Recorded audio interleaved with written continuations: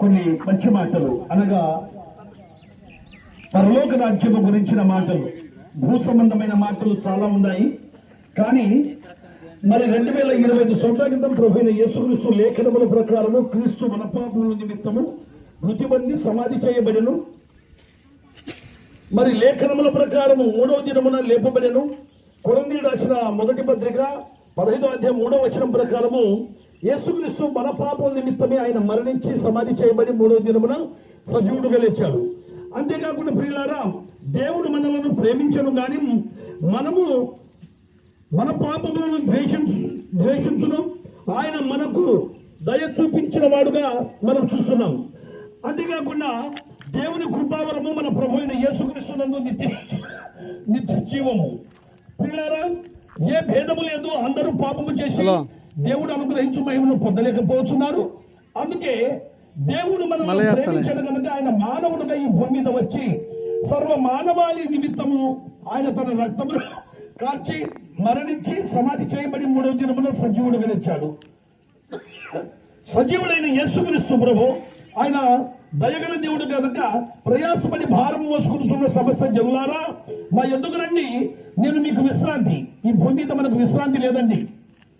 తెల్లారితే పొద్దుమూగితే మనము పరుగు 365 రోజులు ఇలా కష్టపడుతూనే ఉన్నాం. మన బాల్యము అయిపోయింది, యవన కాలం అయిపోయింది, నడిప్రాయం అయిపోయింది, వృద్ధాప్య స్థితి వచ్చేంత వరకు కూడా పరిగెడుతూనే ఉన్నాం. రెక్కాడితే కానీ డొక్క నిండదు. అలాంటి పరిస్థితుల్లో ఇక్కడ విశ్రాంతి లేదు. అందుకే మనకంటూ ఒక రాజ్యం ఏర్పరిచాడు ఆ మహనీయుడైన యేసుక్రీస్తు ప్రభు. అక్కడ పరలోక రాజ్యంలో ఆకృతులేని రాజ్యం.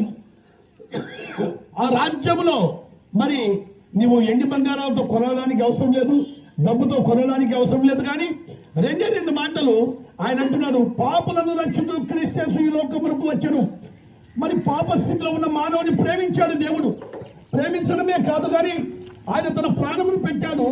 ఆయన మరణించి సమాధి చేయబడి 3వ దినమున సజీవుడిగా లేచిన యేసుక్రీస్తు ప్రభు ఆయన 2 మాటలు చదివిస్తున్నాడు.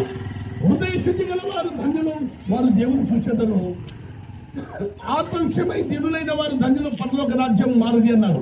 పరలోక రాజ్యంలో ఈ ప్రయాసంతా విడిచిపెట్టి ఈ భూమి మీదనే దీపం ఉండగానే ఇల్లు ఎలా చక్క పెట్టుకుంటున్నామో, ప్రాణం ఉండగానే ప్రభువా పాపినైన నన్ను క్షమించు. 2వ మాట అండి, కులం మార్చుకోవద్దు, మతం మార్చుకోవద్దు, నీ హృదయం మార్చుకుంటే మరి పాప స్థితి నీవు గమనించి, అయ్యో నా కంటి ద్వారా, నా నోటి ద్వారా, నా హృదయం ద్వారా, నా అంతరంగం ద్వారా, నా అభియోగం ద్వారా ఎన్నో పాపాలకు నిలయముగా చేశానే అని నీవు ప్రభు పాదాల చెంత, ప్రభువా నా కొరకు నీవు ప్రాణం పెట్టావు, నీవు మరణి